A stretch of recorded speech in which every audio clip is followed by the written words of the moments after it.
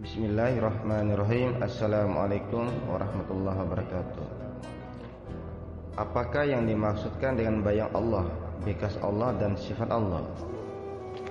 Yang dimaksudkan bayang, bekas dan sifat Allah itu adalah merujuk kepada makhluk.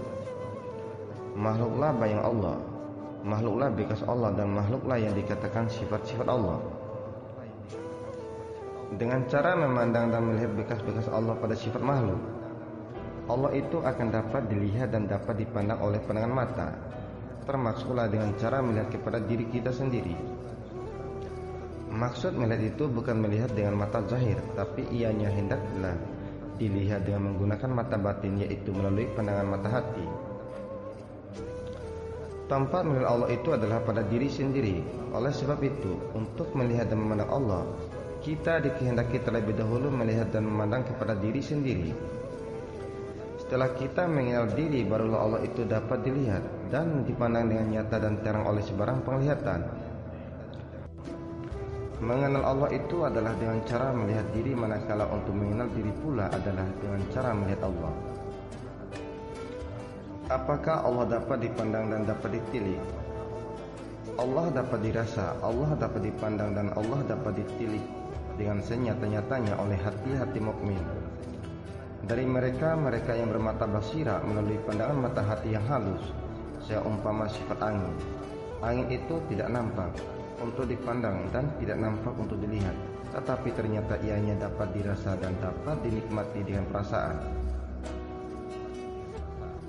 Melihat Allah tidak dapat hendak diukir melalui lukisan, tidak dapat hendak digambar dengan perkataan. Cara melihat Allah itu tidak memerlukan kepada dalil dan tidak memerlukan apa-apa bukti. Orang yang mengenal Allah itu tidak boleh membuat dalil dan tidak dapat mendatangkan bukti, melainkan orang ma'rifat itu sendiri saja yang tahu, yang dapat memahami dan merasai duduknya perkara. Tidak ada bahasa hendak diucap dan tidak ada perkataan untuk dilafazkan tentang cara mana Allah itu dapat dilihat, bagaimana Allah itu dapat dipandang dan dirasa oleh mata hati. Perkara melihat Allah adalah perkara rasa, bukan perkara yang melalui panca indera mata kasar. Hanya bagi mereka yang menikmati saja yang merasainya. Yang jelasnya Allah itu dapat dirasa, dapat dipandang, dan dapat dilihat. Soal, kenapa melihat Allah tidak dapat diberi dalil? Dijawab, hadis yang bermaksud mata kasar tidak dapat melihat yang halus, mata hati juga yang dapat melihat yang halus. Melihat Allah itu adalah pencapaian pengetahuan ilmu yang paling tinggi dan paling sempurna. Kesempurnaan yang paling tinggi dalam pencapaian tahap melihat Allah itu apabila sampainya kepada tahap tidak tahu. Selagi perkara yang masih kita tahu, selagi itulah ada banyak perkara yang lagi yang masih kita tidak tahu. Makin banyak yang kita tahu, semakin banyak pula yang kita tidak tahu. Ilmu pengetahuan yang sudah sampai kepada tahap tidak tahu, itulah satu pencapaian pengetahuan melihat yang sempurna. Perkara anugerah melihat dan mengenal Allah itu hanya Allah saja yang dapat mengenal dan memandang Allah. Jauhar saja yang mengenal manikam, permata saja yang mengenal sirna kilauannya. Cara melihat dan cara memandang Allah itu tidak terkandung di dalam pengetahuan makhluk, tidak terkandung di dalam khayalan akal, tidak terkandung dalam hadis, dan tidak termuat dalam Al-Quran. Perkara mengenal, melihat, dan perkara memandang Allah itu adalah terkandung di dalam dada qalbu para mukmin, orang yang mengenal Allah, yang tidak dapat untuk mendatangkan dalil.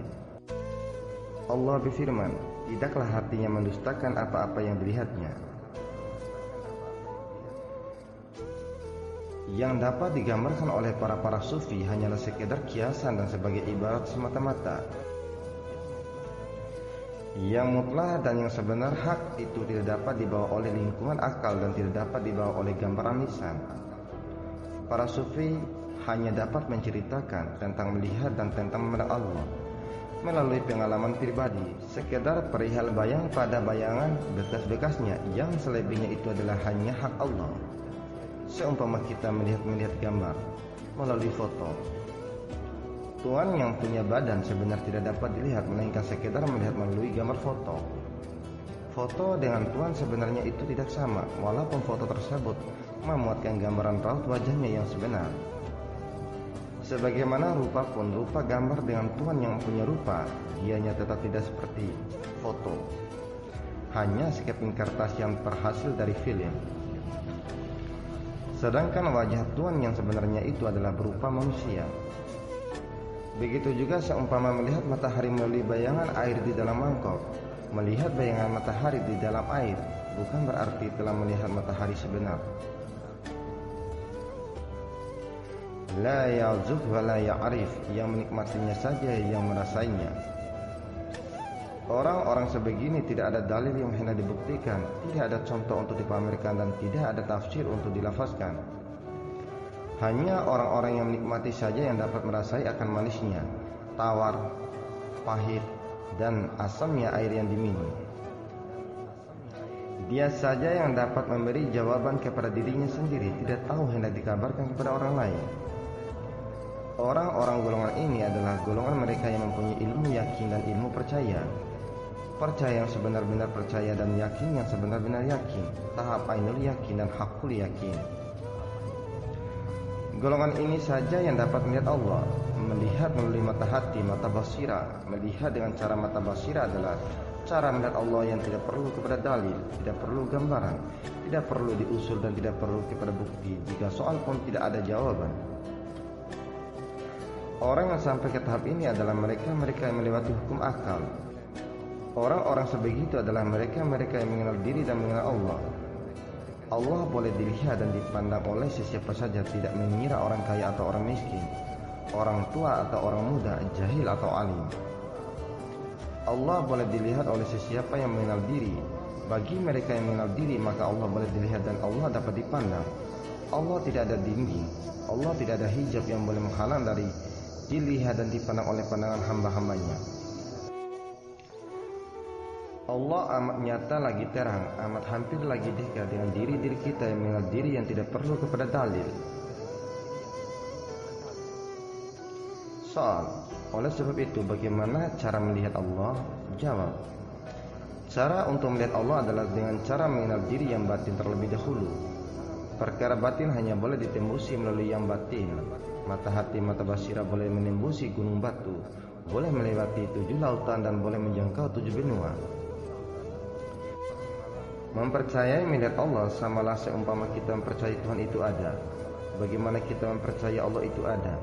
Sebegitu juga orang ma'rifah mempercayai Allah itu dapat dilihat dengan tidak perlu diberi dalil, karena segala dalil sudah terpampang dan sudah tersergam di depan mata.